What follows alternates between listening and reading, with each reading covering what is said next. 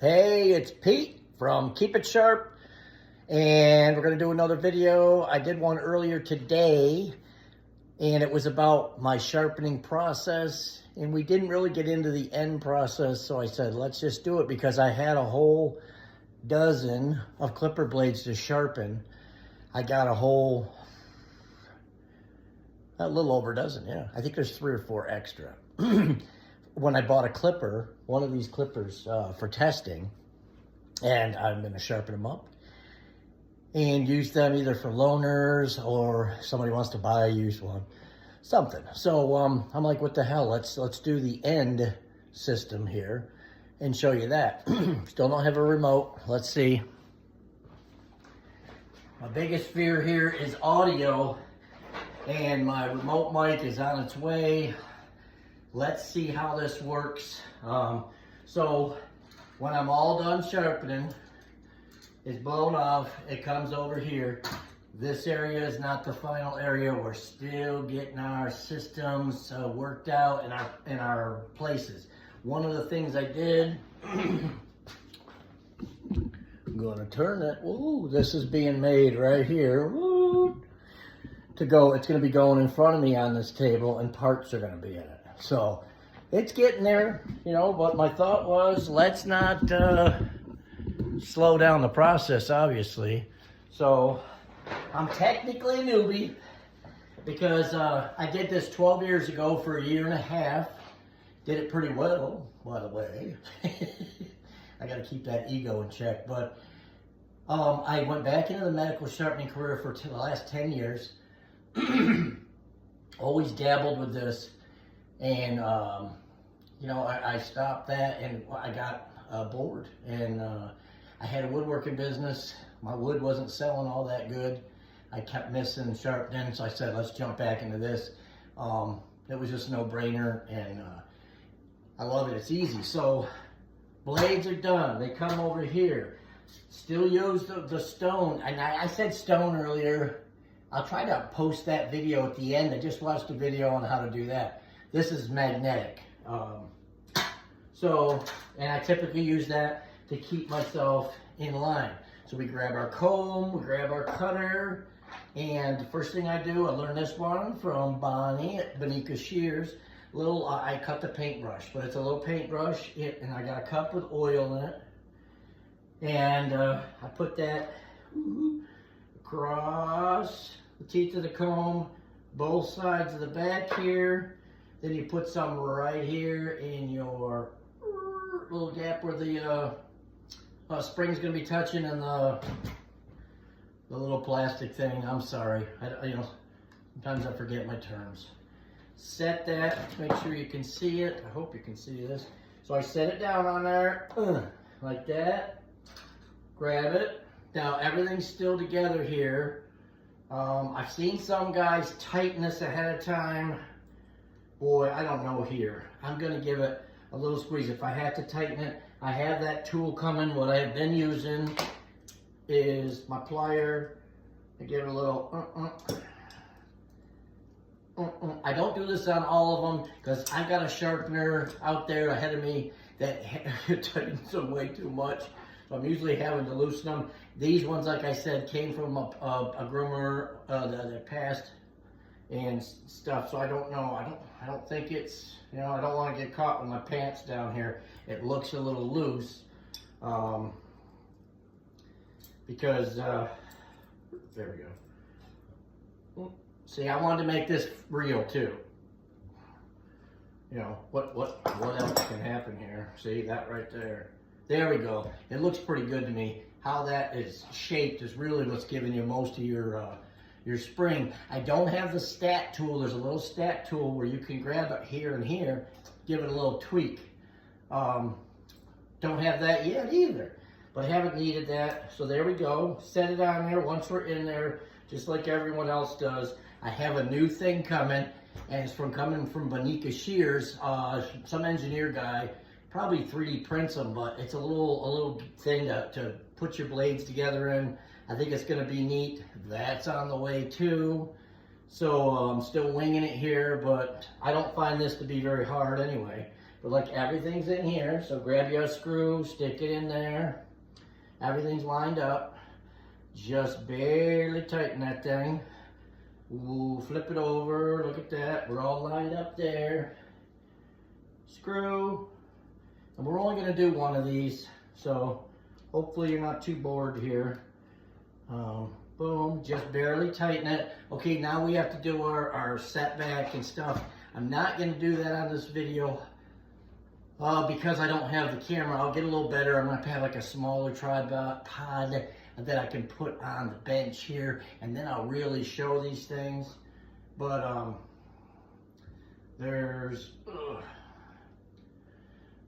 sorry, this is a number 40. I don't even know if people are using this. Remember I said it came out of that, but just in case they are, and I'm a little, I forget the 035 or something, what it is, and they do make, oh shoot, I'm sorry guys, there's that company out west, or maybe Colorado or something, what the hell, the Edge Pro. Edge Pro has a tool that can help you set that. If you're new, the rest of us sort of know where that goes. Then I hold it in my hand, and I do have this for taking them apart. I'm not using it for putting them together yet because it's got a lot of torque. I just got it in the mail. It's a skill, but that thing's twisted the thing, and I thought it cut my hand last night, but it didn't. And this is when I crank them down. I don't know about you, but I've had some groomers say to me, oh, you know, how hard you crank it down matters for spring tension.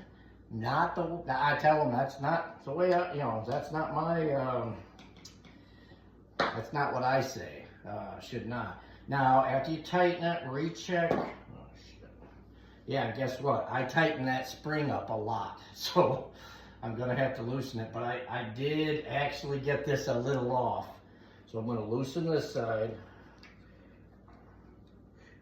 See? So it happens, not a big deal. I know the fast guys are going, oh, you know, something. I'm not worried about speed at any point of my sharpening because all I go for is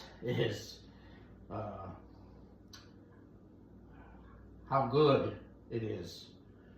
Quality, not quantity. And everyone's loving me, so I think I'm on the right track there, guys. Man, that thing is, you know, sometimes it takes a minute. There we go. I think that's good. So here we go again. I wanted to do one full one here, and like I said in my last video, I'm gonna do another video. I know I'm already starting to do more than I thought, but I'm having fun too. So there we go. I'll be darn. No, did it? So let's loosen it. The way I loosen is right here on the spring. I give it 2 tweaks. Both sides. You always want to keep these things even. There we go. Now it's moving, so, you know, if you got your 3, boy, that might be perfect. Let's see. Now, spring tension, guys. I can't stress it enough. For the veterans out there, you know, but I got 2 veterans I'm working behind. I'm new in this area, and I'm getting a lot of people switching to me we'll just say for different reasons. And all I'm doing is showing them how good I am, and they're switching. So I don't know, you take with that what you will.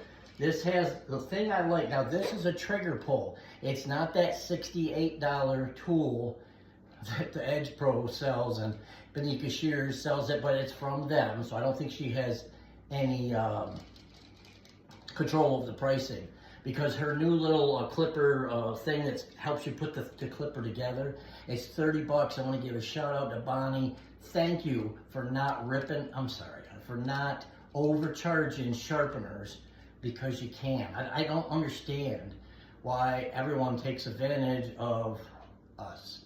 You know, if it costs $10, $20, $50, okay. But there's no way that little teeny, that thing's only like this size, and it's 68 bucks. I bought this great big thing. I can't remember.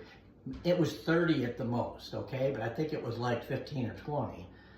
And the thing I like about it, guys, is as you see here, when I go to check it, boom, did you see that little, it's wherever it lets loose, it holds the reading. So, right there, so it stopped on 3 pounds, isn't that funny? Let's see, so then what I do, put this out, try to keep it, you know, so that one part where the slants in on the cutter doesn't come out, just I worry about it. Make sure everything's set. Boom, boom. Ooh, it moved at 2.5. We're gonna try that again. See, so I may have loosened it too much. Which is gonna make me mad. Let's try it again. It was on 3, but it moved once before, so I take the time and do it. I want to make sure, but it's supposed to be between 2 3/4 and 3 1/4. So 2 3/4. So it's iffy. So what I'm gonna do though is say I think I'm okay. Okay, it's together. Now what I typically do is I go through, remember I still got my stone, so now I'll just go through, put that together, that together, that together. I put all of them together, then I test, okay? But for the sake of video, I'm not doing an hour video here. Boom, so now it's together, spring is tight, definitely is oiled, we can test. So I got my string. This is another one of those items I have a problem with. It's like 30, 40 bucks for some string. I don't believe it should cost that much. My problem. Here we go. I bought 2 different clippers to test with. We're going to use this Oster Golden A5. I went and kind of refurbished it. Oh, I should have checked if it was plugged in before the video. Maybe this is why I don't get any views. Like I said, I'm on here to help and sorry, hold on. Yeah, I'm not here to get rich on YouTube, so if this hurts me, maybe I'll get a fancy studio or something, but for now, hey, I'm gonna be just like my other guys out there. So, boom, flip it on. Oh, you gotta be kidding me. So sorry. Okay. So now we're on spring test first. 1, 2, 3. It's not going over. So we may have, we may have to tighten the string. I don't know. I often wonder about that. So I'm going to give that an iffy. So, and then, okay, this one's small enough. I think this is truly, so rabbit fur. I've heard people say it's hard. Traco Products Corporation is who my Traco 3000 is from. They sell them. I think they're pretty reasonable. Here we go. This is what I consider is the best test. Boom, here we go.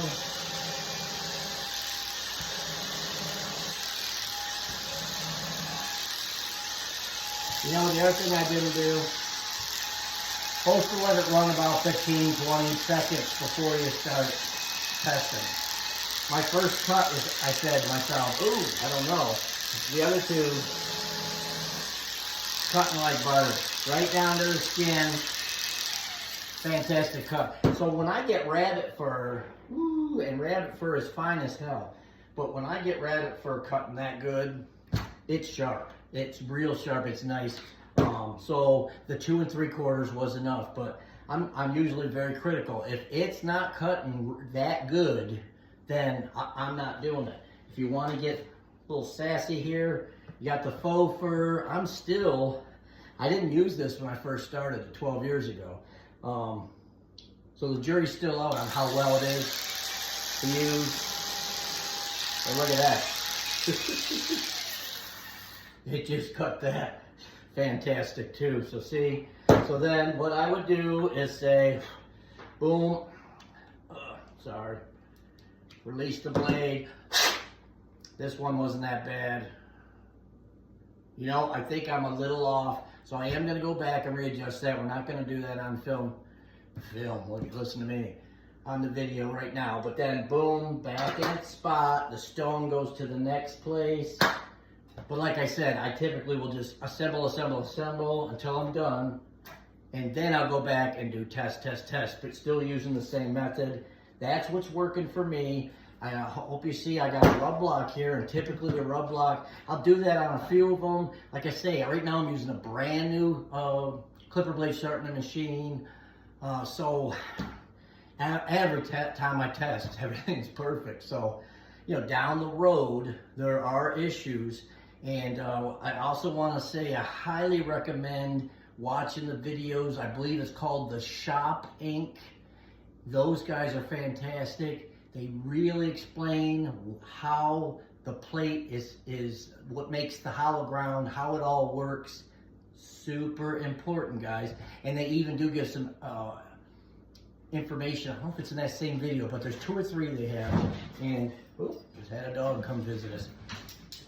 They do show when your plate starts to wear, get worn out, what it's going to show on a rub plate with your, here we go, cutter or whatever, let you know what to look for.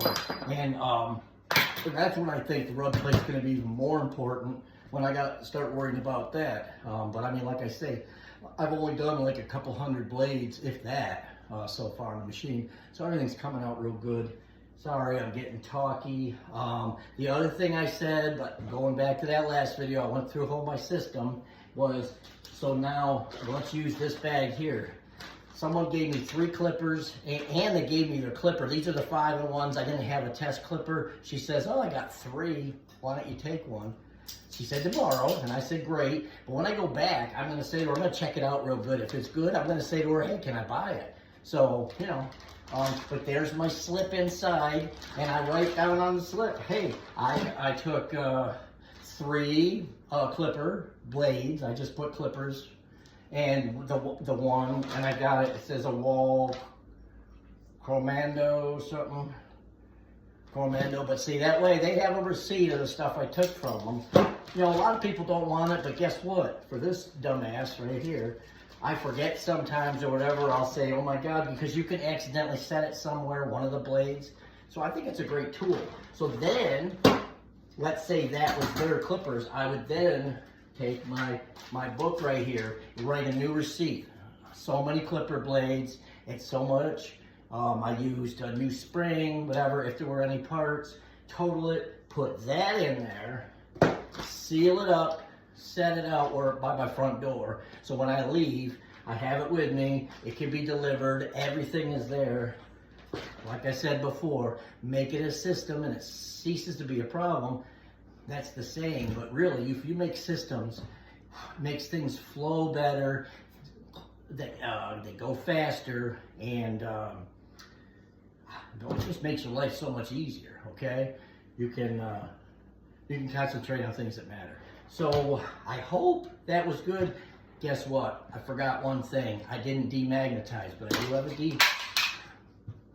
demagnetizer. And here we go. I usually do it before I put it together. But yeah, jury's out on that. Don't know how important it is. I haven't seen any difference. I do know they get magnetized. I do know I don't have as big a magnet as a lot of people that are using the red machines. So, I'm going to do it because it's part of the thing. But there we go. Some clippers. I hope this helps. If there's any groomers or hairstylists watching, thank you for watching, finding out what some of your people are doing. I personally think these type of systems, my type of machine, are better and give a, the thing is it gives a great finished product, and that's what we're going for. So that's it. Sorry if I took too long. We'll see you soon. I'll have the Ooh, I got my hat, but I'll have the remote mic. That's my biggest fear right now. Things aren't getting heard. But when I play them back, it sounds pretty good, but it's going to get better as we go along here. Thanks. Have a great day.